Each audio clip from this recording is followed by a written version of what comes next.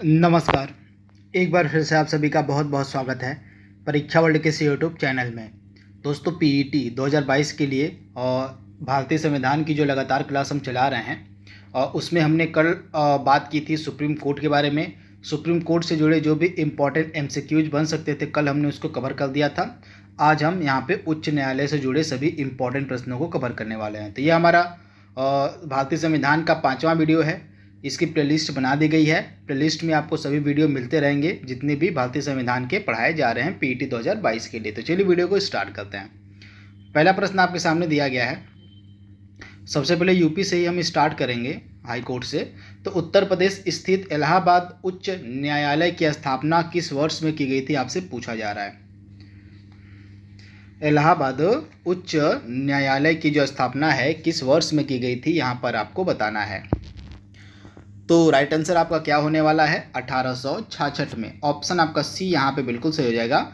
1866 ईस्वी में इलाहाबाद उच्च न्यायालय की जो है स्थापना की गई थी। तो ऑप्शन आपका यहाँ पे सी बिल्कुल सही हो जाएगा। यूपी स्पेशल में भी यह प्रश्न आपसे पूछा जा सकता है और भारतीय संविधान के सेक्शन में भी यह प्रश्न आपसे पूछा जा सकता है। तो इसके बारे में आपको याद रखना है। उत्तर प्रदेश का यह एग्जाम है तो यूपी के बारे में आपको पता होना चाहिए।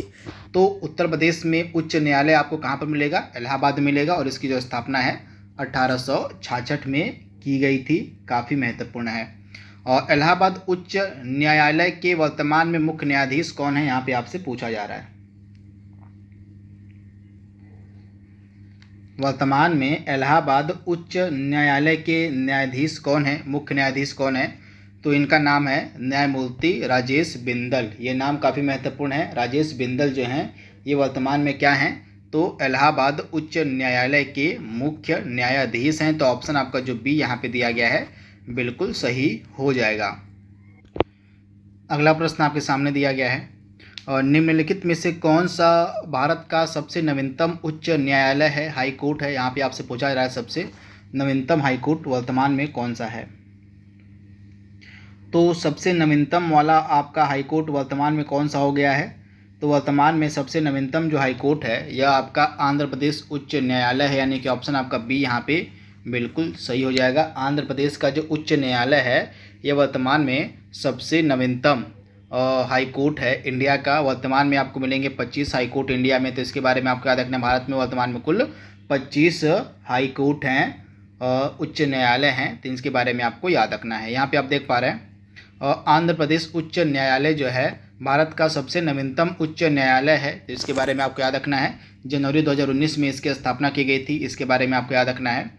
सबसे पहले जो यहाँ का उच्च न्यायालय था और इसी में था, लेकिन जब बंटवारा किया गया आंध्र प्रदेश से तेलंगाना को अलग कर दिया गया तो जो यह उच्च न्यायालय था तेलंगाना के पास चला गया। तो आंध्र प्रदेश ने अपना खुद का उच्च न्यायालय बनाया है। तो यहाँ पे यह सबसे नवीनतम उच्च न्यायालय आपका हो गया। तो इसके बारे में आपको याद रखना है। जनवरी 2019 में इसकी स्थापना की गई थी। तो इसके बारे में आप याद रखिएगा। जब यह उच्च न्यायालय बना था आंध्र प्रदेश उच्च न्यायालय, तो इसके प्रथम मुख्य न्यायाधीश बनाए गए थे विक्रम नाथ। तो इसके बारे में आप याद रखिएगा। वर्तमान में भारत में 25 हाई कोर्ट हैं, उच्च न्यायालय हैं तथा वर्तमान में आंध्र प्रदेश उच्च न्यायालय के मुख्य न्यायाधीश हैं प्रशांत कुमार मिश्रा। तो ये चारों इंपॉर्टेंट फैक्ट आपको याद रखने हैं। तो वर्तमान में 25 हमारे यहाँ उच्च न्यायालय हैं जिनमें से नवीनतम वाला कौन सा है, आंध्र प्रदेश उच्च न्यायालय। और प्रत्येक राज्य के लिए एक उच्च न्यायालय की व्यवस्था कौन सा आर्टिकल करता है। प्रत्येक राज्य के लिए एक उच्च न्यायालय की जो व्यवस्था है कौन सा आर्टिकल करता है, तो आर्टिकल 214। इसके बारे में आपको याद रखना है। अनुच्छेद 214 जो है यह प्रत्येक राज्य के लिए एक उच्च न्यायालय की व्यवस्था करता है। तो इसके बारे में आपको याद रखना है। काफ़ी महत्वपूर्ण प्रश्न है। वहीं आर्टिकल आप सी वाला देख रहे हैं, आर्टिकल 231। आर्टिकल 231 के तहत दो से अधिक राज्यों या केंद्र शासित प्रदेश के लिए एक उच्च न्यायालय हो सकता है। इसका प्रावधान आपका आर्टिकल 231 करता है। तो इसके बारे में भी आपको याद रखना है कि साझा जो न्यायालय होंगे, यानी कि 2 या अधिक राज्यों के लिए एक साझा न्यायालय, उसकी स्थापना तो आर्टिकल 231 करता है, परंतु केवल एक उच्च न्यायालय की स्थापना का प्रावधान करता है आपका आर्टिकल 214। तो दोनों आर्टिकल के बारे में आपको याद रखना है। काफ़ी महत्वपूर्ण प्रश्न है। इसके बाद अगला प्रश्न आपके स्क्रीन पर दिया गया है। उच्च न्यायालय का न्यायाधीश किसके समक्ष अपने पद और गोपनीयता की शपथ लेता है? काफ़ी महत्वपूर्ण प्रश्न है। अपने पद और गोपनीयता की जो शपथ है किसके समक्ष लेता है आपका उच्च न्यायालय का न्यायाधीश? काफ़ी महत्वपूर्ण प्रश्न आपका है ये। तो राज्यपाल के समक्ष, आपको याद रखना है राज्यपाल के समक्ष, यानी कि ऑप्शन आपका सी यहाँ पे बिल्कुल सही हो जाएगा। राज्यपाल के समक्ष जो है हाई कोर्ट का जो न्यायाधीश होता है अपने पद और गोपनीयता की शपथ लेता है, तो इसके बारे में आपको याद रखना है। वहीं सुप्रीम कोर्ट के जो न्यायाधीश होते हैं वो किसके समक्ष लेते हैं शपथ? तो राष्ट्रपति के समक्ष। तो इसे भी आप याद रखिएगा। सुप्रीम कोर्ट के जो न्यायाधीश होते हैं प्रेसिडेंट ऑफ इंडिया के समक्ष लेते हैं शपथ, वहीं हाई कोर्ट के जो न्यायाधीश होते हैं ये राज्यपाल के समक्ष शपथ लेते हैं। उच्च न्यायालय को किसका अधीक्षण करने का अधिकार है? दिए गए ऑप्शंस में से किसका अधीक्षण करने का अधिकार दिया गया है हाई कोर्ट को, उच्च न्यायालय को? काफ़ी महत्वपूर्ण प्रश्न है। तो आप याद रखिएगा जो अधीनस्थ न्यायालय होते हैं इनका अधीक्षण करने का अधिकार दिया गया है हाई कोर्ट को, तो इसके बारे में आपको याद रखना है। इसके अंतर्गत क्या आता है? तो उच्च न्यायालय को जो है अपने राज्य के भीतर, यानी कि जो उच्च न्यायालय है, मान लीजिए इलाहाबाद उच्च न्यायालय है, तो इलाहाबाद उत्तर प्रदेश में एकमात्र उच्च न्यायालय आपका इलाहाबाद है, तो इलाहाबाद राज्य उत्तर प्रदेश राज्य के भीतर जितने भी अन्य अधीनस्थ न्यायालय होंगे, जैसे आपका जिला न्यायालय हो गया या उनसे नीचे के अन्य जो न्यायालय होंगे, उनका जो नियंत्रण है, उन पर जो नियंत्रण, उनका कार्य नियंत्रण कौन करता है? तो आपका उच्च न्यायालय करता है। तो इसके बारे में आपको याद रखना है कि उस राज्य में जितने भी अधीनस्थ न्यायालय होंगे उन पर नियंत्रण का कार्य कौन करता है? तो आपका उच्च न्यायालय करता है उस राज्य का। तो इसके बारे में आपको याद रखना है। आर्टिकल 235 में यह प्रावधान है। आर्टिकल 235 के बारे में आपको याद रखना है। आर्टिकल 235 क्या कहता है? तो उच्च न्यायालयों को अपने राज्य के भीतर स्थित अधीनस्थ न्यायालयों, जिनमें आपके जिला न्यायालय आते हैं और उनमें नीचे भी अन्य न्यायालय शामिल हैं, पर नियंत्रण करने की शक्तियां प्रदान करता है आर्टिकल 235। तो इसके बारे में आप याद रखिएगा, इंपॉर्टेंट है। अपने अधीनस्थ जो न्यायालय होंगे उस राज्य में उन पर नियंत्रण करने की जो शक्ति है आर्टिकल 235 देता है किसको? तो उच्च न्यायालयों को, हाई कोर्ट को देता है। तो इसके बारे में आप देखिएगा, ऑप्शन आपका बी यहाँ पे बिल्कुल सही है। अगला प्रश्न है, एक उच्च न्यायालय में न्यायाधीश के पद पर नियुक्त होने के लिए क्या अर्हताएं होनी चाहिए? यहाँ पे अर्हताएं पूछी गई हैं। अगर आपको एक हाई कोर्ट का जज बनना है, न्यायाधीश नियुक्त होना है, तो आपके पास क्या अर्हताएं होनी चाहिए न्यायाधीश बनने के लिए? तो आइए चारों कथनों को पढ़ लेते हैं। तो पहला कथन दिया गया है भारत का नागरिक हो, वह व्यक्ति भारत का नागरिक हो और उसकी आयु सीमा जो है 62 वर्ष से कम हो। तो पहली कंडीशन बिल्कुल सही है, ऑप्शन ए आपका बिल्कुल सही दिया गया है। दूसरी कंडीशन क्या दी गई है? उसने भारत क्षेत्र में 10 वर्षों तक कोई न्यायिक पद धारण किया हो। बिल्कुल सही दिया गया, यानी कि हमारा जो इंडिया है, इंडिया के भीतर न्यूनतम जो है उस व्यक्ति को 10 वर्षों तक न्याय पद पर रहना चाहिए। तो दूसरी कंडीशन भी आपकी बिल्कुल सही दी गई है। तीसरी कंडीशन क्या दी गई है? वह किसी भी उच्च न्यायालय या दो से अधिक न्यायालयों में 10 वर्षों तक अधिवक्ता रहा हो। तो तीसरी कंडीशन भी आपकी बिल्कुल सही दी गई है। तो उपर्युक्त सभी कंडीशन जो है आपकी सही दी गई हैं। अगर आपको हाई कोर्ट का उच्च न्यायालय का न्यायाधीश बनना है तो ये सभी कंडीशन आपको फुलफिल करनी पड़ेगी। आपको भारत का नागरिक होना पड़ेगा, आपकी एज 62 वर्ष से कम होनी चाहिए, आपको 10 वर्षों तक कोई न्यायिक पद धारण करना चाहिए भारत के अंदर, भारत में।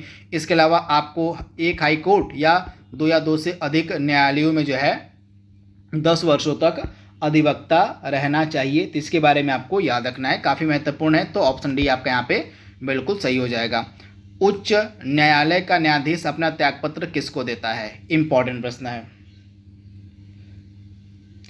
तो अपना त्यागपत्र किसको देता है? तो आप याद देखिएगा, राष्ट्रपति को अपना त्यागपत्र देता है उच्च न्यायालय का न्यायाधीश। तो इसके बारे में आपको याद रखना है, किसको? तो राष्ट्रपति को जो है अपना त्यागपत्र देता है उच्च न्यायालय का न्यायाधीश। तो इसके बारे में आपको याद रखना है, काफ़ी महत्वपूर्ण प्रश्न है। तो अपना त्यागपत्र उच्च न्यायालय का न्यायाधीश किसको दे सकता है? तो प्रेसिडेंट ऑफ इंडिया को, भारत के राष्ट्रपति को। अगला प्रश्न है, उच्च न्यायालय के न्यायाधीशों के आचरण पर बहस कहाँ पर की जा सकती है? प्रश्न में आपसे पूछा गया है कि उच्च न्यायालय के न्यायाधीशों के आचरण पर जो बहस है कहाँ पर की जा सकती है। काफ़ी महत्वपूर्ण प्रश्न है। तो कहीं भी नहीं, इनके आचरण पर जो बहस है कहीं भी नहीं की जा सकती है। तो इसके बारे में आपको याद रखना है। राइट आंसर आपका क्या हो जाएगा, इनमें से कोई नहीं, यानी कि ऑप्शन आपका डी यहाँ पे बिल्कुल सही हो जाएगा। किसी न्यायालय के न्यायाधीश को एक उच्च न्यायालय से दूसरे में स्थानांतरित करने का अधिकार किसको प्राप्त है?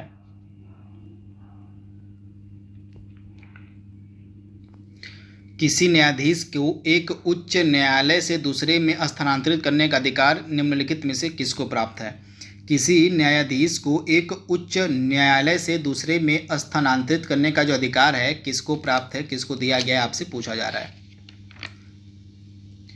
तो यह अधिकार है भारत के राष्ट्रपति के पास, यानी कि ऑप्शन आपका बी यहाँ पे बिल्कुल सही है। किसी न्यायाधीश को एक उच्च न्यायालय से दूसरे में स्थानांतरित करने का जो अधिकार है भारत के राष्ट्रपति को दिया गया है। तो ऑप्शन आपका बी वाला यहाँ पे जो है बिल्कुल सही जवाब हो जाएगा। अगला प्रश्न आपके सामने है, उच्च न्यायालय के न्यायाधीश को कौन हटा सकता है? इसमें आपसे पूछा गया है कि उच्च न्यायालय के न्यायाधीश को कौन हटा सकता है। काफ़ी महत्वपूर्ण प्रश्न है।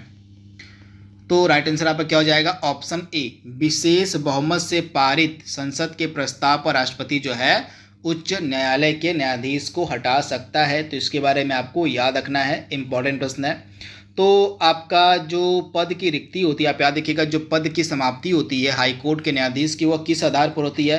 तो या तो अपना वो त्यागपत्र देकर अपना पद त्याग सकता है, या उसका कार्यकाल समाप्त हो जाएगा तो अपने आप ही उसका पद खाली हो जाएगा, या उस पर महाभियोग चलाकर संसद में उसका पद रिक्त करवाया जा सकता है, या स्थानांतरण के द्वारा जो है उसके पद को रिक्त किया जा सकता है। तो ये सभी कंडीशंस हैं जिस आधार पर उच्च न्यायालय के न्यायाधीश का पद खाली किया जा सकता है। तो इसके बारे में आपको याद रखना है। तो दिए गए ऑप्शंस के अनुसार आपका ऑप्शन ए बिल्कुल सही हो जाएगा।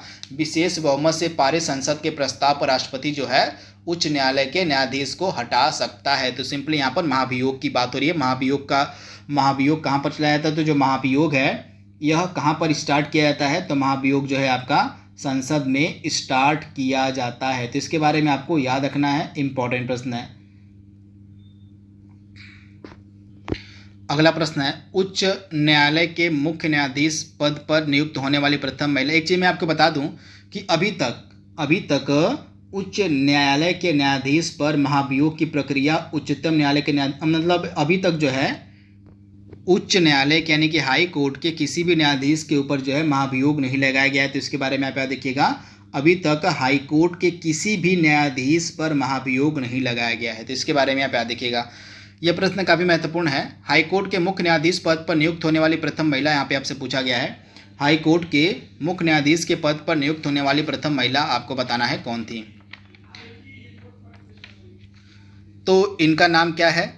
इनका नाम आपका हो जाएगा लीला सेठ। ऑप्शन आपका जो बी वाला यहाँ पे दिया गया है ना बिल्कुल सही हो जाएगा। जो लीला सेठ हैं हाई कोर्ट के मुख्य न्यायाधीश पद पर नियुक्त होने वाली प्रथम महिला थी। तो इनके बारे में आपको याद रखना है, लीला सेठ, यानी कि ऑप्शन बी आपका बिल्कुल सही हो जाएगा।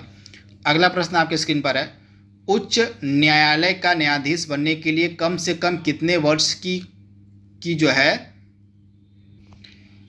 तो यहाँ प्रश्न में पूछा क्या गया कि अगर आपको हाईकोर्ट का न्यायाधीश बनना है तो कम से कम कितने वर्ष तक आपको हाईकोर्ट में अधिवक्ता यानी कि वकील रहना पड़ेगा, कितने वर्ष का आपको अधिवक्ता के रूप में वकालत का अनुभव होना चाहिए। सिंपल सा प्रश्न है, काफ़ी महत्वपूर्ण भी है। तो 10 वर्षों तक जो है हाईकोर्ट में अधिवक्ता के रूप में वकालत का अनुभव होना अनिवार्य है, यानी कि ऑप्शन आपका बी वाला यहाँ पे बिल्कुल सही दिया गया है। 10 वर्षों तक आपको अधिवक्ता रहना पड़ेगा। संविधान के अनुच्छेद 226 के अंतर्गत जो है उच्च न्यायालयों द्वारा जारी किया गया निर्देश परिवर्तित किया जा सकता है किसके द्वारा? मैं आपको बता दूं आर्टिकल 226 होता क्या है। आर्टिकल 226 के तहत जो है मौलिक अधिकारों को लागू करवाने की जो शक्ति है हाईकोर्ट के पास दी गई है। तो किसी भी व्यक्ति का अगर मौलिक अधिकारों का हनन होता है तो वो हाईकोर्ट के पास जा सकता है आर्टिकल 226 के तहत। तो आर्टिकल 226 के तहत जो भी आदेश, जो भी निर्देश हाईकोर्ट निकालता है तो उस निर्देश को कौन परिवर्तित कर सकता है? कोई भी नहीं उसको परिवर्तित कर सकता है। तो मौलिक अधिकारों की सुरक्षा से जुड़ा हुआ यह आर्टिकल है, आर्टिकल 226। तो इसके बारे में आपको याद रखना है। ऑप्शन आपका डी वाला जो है बिल्कुल सही हो जाएगा, इसे आप याद रखिएगा, काफ़ी महत्वपूर्ण प्रश्न है। इसके बाद अगला प्रश्न आपके सामने दिया गया है, निम्नलिखित में से किस अनुच्छेद के द्वारा संसद 2 या 2 से अधिक राज्यों के लिए एक उच्च न्यायालय का गठन कर सकती है? किस अनुच्छेद के द्वारा जो है संसद 2 या 2 से अधिक राज्यों के लिए एक उच्च न्यायालय का गठन कर सकती है?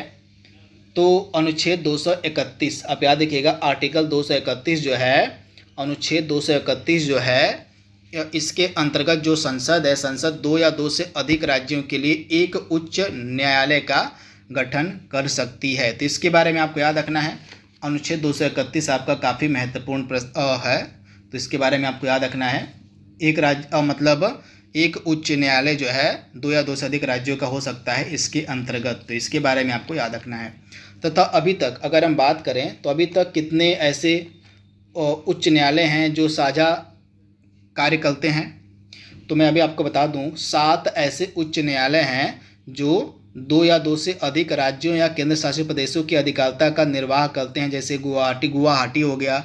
गुवाहाटी जो आपका उच्च न्यायालय है ना, इसके अंतर्गत कौन कौन से क्षेत्र आते हैं, तो मैं आपको बता दूं, गुवाहाटी उच्च न्यायालय के अंतर्गत आपका आ जाएगा न्यायिक क्षेत्र असम आता है, नागालैंड आता है, मिजोरम आता है, अरुणाचल प्रदेश। ये 4 जो न्यायिक क्षेत्र हैं आपके गुवाहाटी उच्च न्यायालय के अंतर्गत आते हैं। इसके अलावा गुवाहाटी हो गया, कलकत्ता हो गया, केरल, मद्रास, मुंबई, पंजाब व हरियाणा, ये सभी जो उच्च न्यायालय हैं ना, और इनके जो है मतलब 2 या 2 से अधिक ये न्यायिक क्षेत्र आते हैं। तो इनके बारे में आप याद रखिएगा, इंपॉर्टेंट है, मैंने आपको बता दिया, बस एक बार देख लीजिएगा कि कौन कौन से उच्च न्यायालय के 2 या 2 से अधिक न्यायिक क्षेत्र हैं। गुवाहाटी का हो गया, कलकत्ता का हो गया, केरल का हो गया, मुंबई का हो गया, मद्रास का हो गया, पंजाब का हो गया, हरियाणा का हो गया। तो इसके बारे में आप याद रखिएगा, इंपॉर्टेंट है। एकमात्र ऐसा संघ शासित प्रदेश जिसको अकेला स्वतंत्र उच्च न्यायालय मिला हुआ है, तो दिल्ली। आप याद रखिएगा, एक ऐसा स्वतंत्र संघ शासित प्रदेश है जिसको अकेला उच्च न्यायालय मिला हुआ है, तो इसके बारे में आपको याद रखना है। ऑप्शन आपका ए बिल्कुल सही हो जाएगा, दिल्ली। इसके बाद अगला प्रश्न आपके सामने दिया गया है, उच्च न्यायालय के न्यायाधीशों के वेतन और भत्ते दिए जाते हैं किसमें से, आपसे पूछा जा रहा है। उच्च न्यायालय के जो न्यायाधीश होते हैं उनके वेतन और भत्ते के बारे में यहाँ पे पूछा जा रहा है कि दिए जाते हैं किसमें से। तो उच्च न्यायालय के न्यायाधीशों के वेतन और भत्ते दिए जाते हैं आपके राज्य की समेकित निधि से, तो इसके बारे में आपको याद रखना है। राज्य की समेकित निधि से जो है इनके वेतन और भत्ते दिए जाते हैं, तो इसके बारे में आपको याद रखना है, काफ़ी महत्वपूर्ण प्रश्न है। इसके बाद अगला प्रश्न आपके सामने है, उच्च न्यायालय के सेवानिवृत्त जज की पेंशन कहाँ थी। यहाँ पे सेवानिवृत्त जज की बात हो रही है और यहाँ पे वर्तमान जो कार्य करते हैं उनकी बात हो रही थी। तो जब न्यायाधीश सेवानिवृत्त हो जाते हैं तो उनकी जो पेंशन होती है कहाँ से दी जाती है, तो उनकी जो पेंशन है भारत की संचित निधि से दी जाती है। तो दोनों में डिफरेंस है, जब ये कार्य करते रहते हैं हाईकोर्ट के न्यायाधीश के रूप में तब उनके वेतन और भत्ते दिए जाते हैं राज्य की समेकित निधि से, लेकिन जब ये सेवानिवृत्त हो जाते हैं, जब ये रिटायरमेंट ले जाते हैं, तब इनके पेंशन का जो प्रावधान है कहाँ से किया जाता है, तब इनको पेंशन मिलती है भारत के संचित निधि से। तो इसके बारे में आपको याद रखना है, काफ़ी महत्वपूर्ण प्रश्न है, आपको कन्फ्यूजन हो सकती है तो इसको आप याद कर लीजिएगा। अगला प्रश्न है, उच्च न्यायालय के न्यायाधीशों की सेवानिवृत्ति की आयु कितनी है, तो 62 वर्ष है। आप याद रखिएगा 62 वर्ष जो है सेवा रिटायरमेंट की जो है एज है उच्च न्यायालय के न्यायाधीशों की, तो इसके बारे में आप याद रखिएगा। किस उच्च न्यायालय की सर्वाधिक अस्थायी खंडपीठ है, किस उच्च न्यायालय की जो है सर्वाधिक अस्थायी खंडपीठ है, तो मैंने आपको बताया जी कि गुवाहाटी का जो उच्च न्यायालय है इसकी सर्वाधिक अस्थायी खंडपीठ है कौन कौन सी, तो असम, नागालैंड, मिजोरम, अरुणाचल प्रदेश। तो इसके बारे में आपको याद रखना इंपॉर्टेंट है। तो ऑप्शन आपका क्या सही हो जाएगा, ऑप्शन आपका बी यहाँ पे बिल्कुल सही हो जाएगा, गुवाहाटी उच्च न्यायालय का सर्वाधिक अस्थायी खंडपीठ है, तो इनके बारे में आप याद रखिएगा। इसके बाद अगला प्रश्न आपके सामने दिया गया है, निम्नलिखित उच्च न्यायालयों में से कौन एक से अधिक राज्य या केंद्र शासित प्रदेश के लिए है। इसमें से कौन सा जो उच्च न्यायालय है एक या एक से अधिक राज्य या केंद्र शासित प्रदेश के लिए है, तो आपका इलाहाबाद तो अकेला है, दिल्ली भी अकेला है।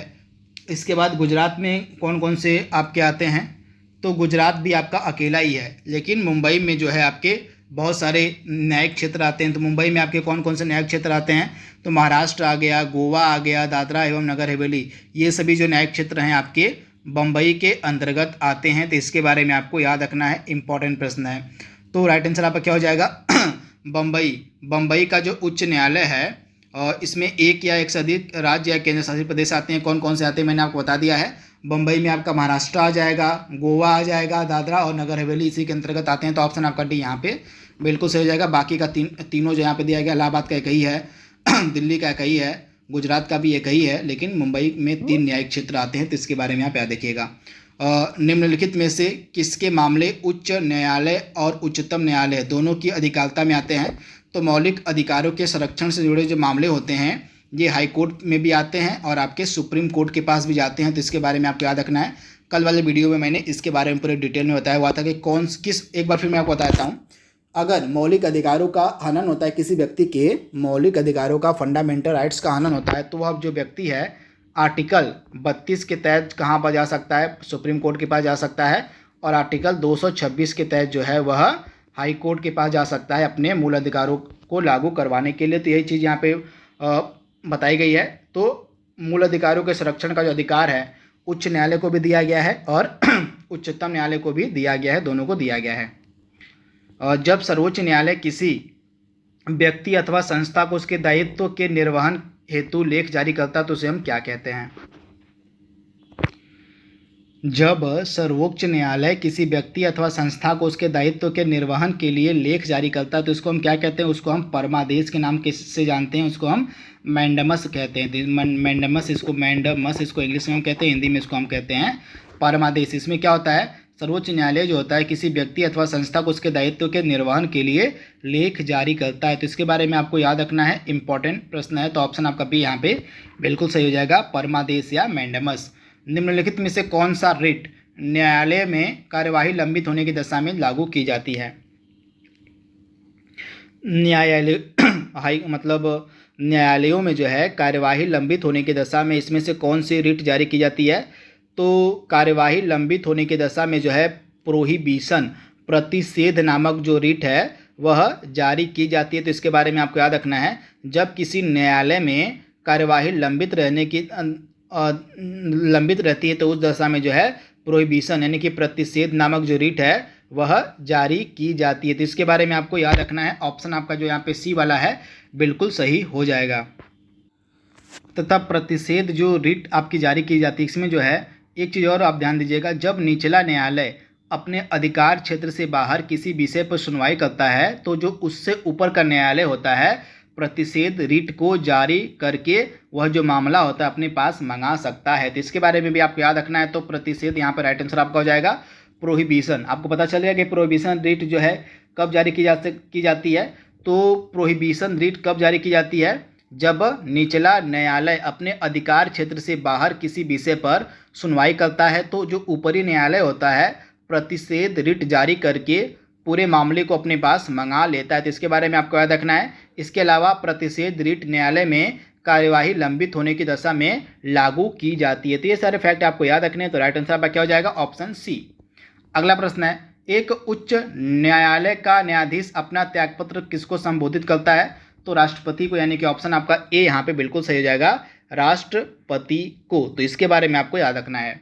भारत में चलित न्यायालय मोबाइल कोर्ट का मानस पुत्र किसे कहा जाता है?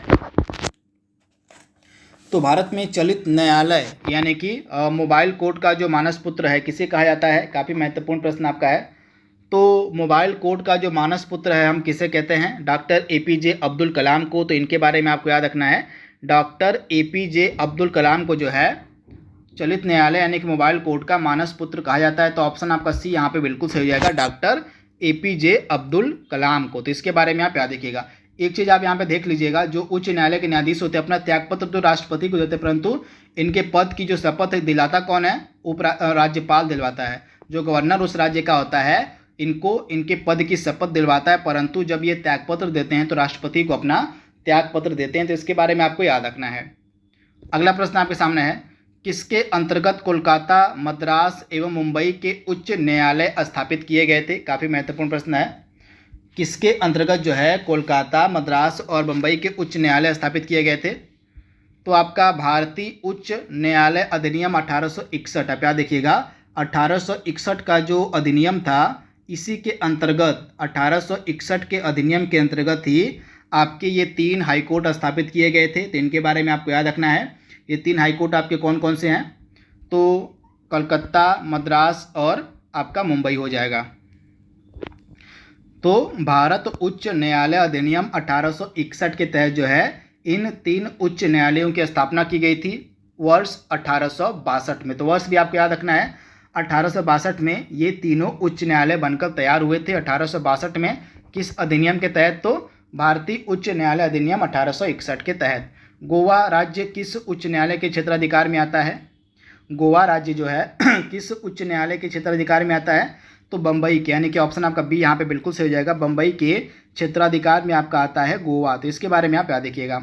अगला प्रश्न आपके सामने है, दादरा एवं नगर हवेली किस उच्च न्यायालय के क्षेत्राधिकार में आता है? दादरा एवं नगर हवेली जो है आपका मुंबई उच्च न्यायालय के क्षेत्राधिकार में आता है। तो राइट आंसर आपका क्या हो जाएगा? ऑप्शन सी, बम्बई उच्च न्यायालय के क्षेत्राधिकार में आपका आता है दादरा एवं नगर हवेली। तो इसके बारे में भी आपको याद रखना है, इंपॉर्टेंट प्रश्न है, डायरेक्टली आपसे पूछा जा सकता है। इसके बाद अगला प्रश्न आपके सामने दिया गया है, आपको बताना है कि अंडमान एवं निकोबार द्वीप समूह किस उच्च न्यायालय के क्षेत्राधिकार में आता है?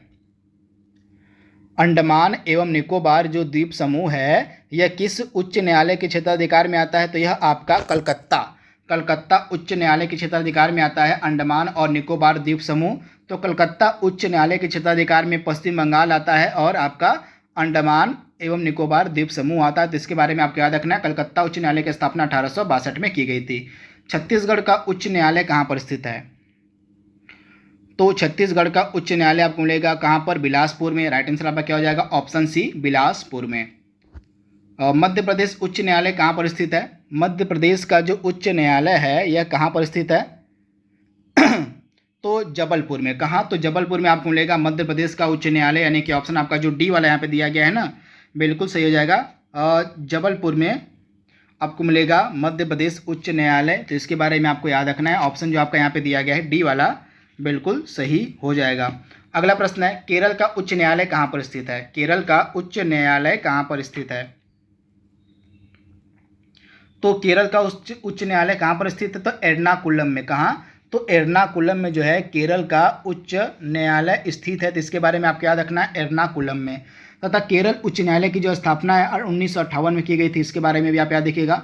वहीं एमपी यानी कि मध्य प्रदेश के उच्च न्यायालय की स्थापना 1956 में की गई थी। उड़ीसा राज्य का उच्च न्यायालय कहाँ पर स्थित है? उड़ीसा का उच्च न्यायालय कहाँ पर स्थित है? तो उड़ीसा का कटक में। कहाँ पर? तो उड़ीसा का जो उच्च न्यायालय आपको मिलेगा कटक में। तो इसके बारे में आपको याद रखना है। तथा उड़ीसा राज्य का जो उच्च न्यायालय है इसकी स्थापना की गई थी 1948 में। तो इसके बारे में आप याद रखिएगा। इसके बाद 2 या 2 से अधिक राज्यों या संघीय प्रदेश के लिए एक समान उच्च न्यायालय की स्थापना की जा सकती है किसके द्वारा?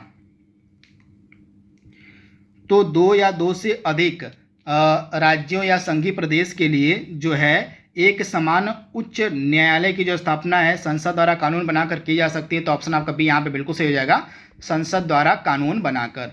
उच्च न्यायालय के क्षेत्राधिकार को घटाने या बढ़ाने का अधिकार किसे प्राप्त है? तो संसद को प्राप्त है, यानी कि ऑप्शन आपका बी यहाँ पे बिल्कुल सही हो जाएगा। संसद को जो है हाई कोर्ट के क्षेत्राधिकार को घटाने और बढ़ाने का अधिकार प्राप्त है। उच्च न्यायालय के न्यायाधीशों की नियुक्ति कौन करता है? उच्च न्यायालय के न्यायाधीशों की नियुक्ति कौन करता है? तो प्रेसिडेंट ऑफ इंडिया, यानी कि भारत के राष्ट्रपति। यानी कि ऑप्शन आपका जो यहाँ पे ए है बिल्कुल सही हो जाएगा। आप इसे याद कर लीजिएगा, ऑप्शन आपका जो ए है बिल्कुल सही हो जाएगा। उच्च न्यायालय के न्यायाधीशों की जो नियुक्ति है वह कौन करता है? तो प्रेसिडेंट ऑफ इंडिया करते हैं। तो इसके बारे में आपको याद रखना है। लेकिन ये अपने पद और गोपनीयता की जो शपथ है राज्यपाल के पास लेते हैं, लेकिन जब ये पद का अपना त्याग करते हैं तो त्यागपत्र किसको देते हैं? तो राष्ट्रपति को ही देते हैं। तो इसके बारे में आपको याद रखना है। तो ऑप्शन आपका ए वाला जो है बिल्कुल सही हो जाएगा, आप इसे याद कर लीजिएगा। इसके बाद अगला प्रश्न आपके सामने है। तो यह लास्ट प्रश्न था। आई होप यह वीडियो आपको पसंद आएगा। इसी के साथ आपका सुप्रीम कोर्ट और हाई कोर्ट का जो टॉपिक था पूरी तरह से समाप्त हो चुका है। इसके बाद अगला टॉपिक हम जल्दी स्टार्ट करेंगे। भारत के संविधान का अगला जो टॉपिक होगा सिलेबस के अकॉर्डिंग, उसको हम जल्दी आप तक पहुँचाने की कोशिश करेंगे। तो आज के लिए बस इतना ही। Thank you, thanks for watching, thank you.